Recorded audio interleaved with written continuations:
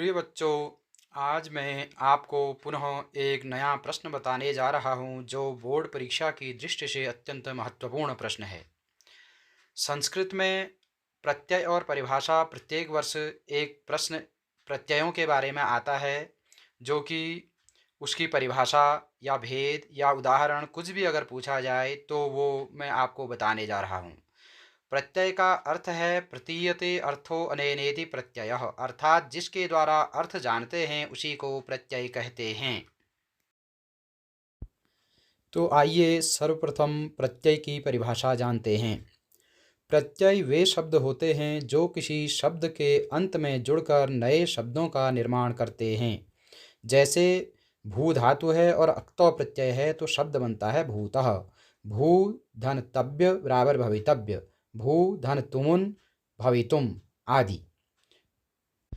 उपसर्ग की तरह प्रत्यय भी नए शब्दों के निर्माण में अहम भूमिका निभाते हैं। उपसर्ग को अव्यय कह सकते हैं, पर अव्यय के साथ ऐसा नहीं होता है। उपसर्गों का प्रयोग पहले परंतु प्रत्यय का प्रयोग बाद में होता है।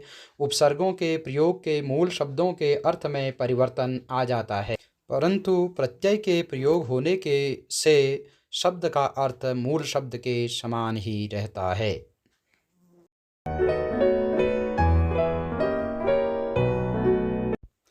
प्रत्यय के प्रकार। प्रत्यय तीन प्रकार के होते हैं।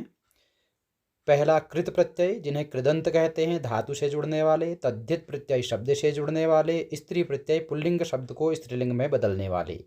यहाँ कृत प्रत्ययों में केवल अक्त्वा, तुमुन व ल्यप प्रत्यय पर ध्यान देंगे।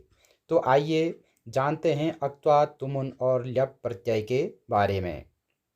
तो पहला है हमारा अक्त्वा प्रत्यय। अक्त्वा प्रत्यय का प्रयोग कर या कर के अर्थ में होता है। अक्त्वा के क का लोप होकर केवल त्वा शेष रहता है।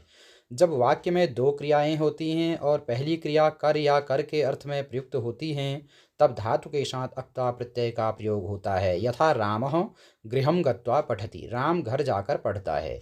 यहाँ गत्वा पद में गम धन अक्त्वा, त्वा गत्वा रूप बनता है, जिसका अर्थ होता है जा करके। तो इसी प्रकार आप अन्य उदाहरण भी यहाँ पर देख सकते हैं, जैसे क्री, भू, आप, क्री, गम, ज्ञा इत्यादि से कृत्वा, भूत्वा, आप्त्वा इत्यादि, आप्त्वा, क्रीत्वा, गत्वा, ज्ञात्वा इत्यादि शब्द बनते हैं, जिनके अर्थ होते हैं करके, होकर, पाकर, खरीदकर, जाकर, जानकर। तो इस तरह से ये इनके हिंदी अर्थ भी यहाँ पर दिए गए हैं। अब अगला जो प्रत्यय है वो है ल्यप।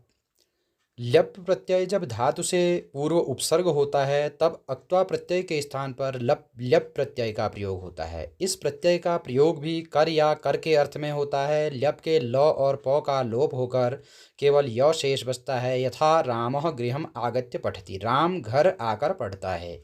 यहाँ पर आ उपसर्ग है, इसलिए गम धातु के साथ ल्यप प्रत्यय हो जाता है। इसी तरह अन्य उदाहरण भी आप नीचे देख सकते हैं, जो सारे ल्यप प्रत्यय के ही उदाहरण हैं। तीसरा जो प्रत्यय है वो है तुमुन।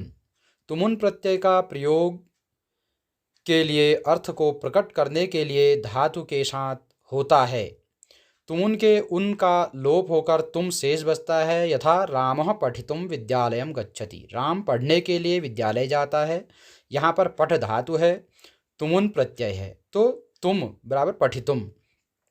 तो तुम का अर्थ हमेशा करने के लिए होता है।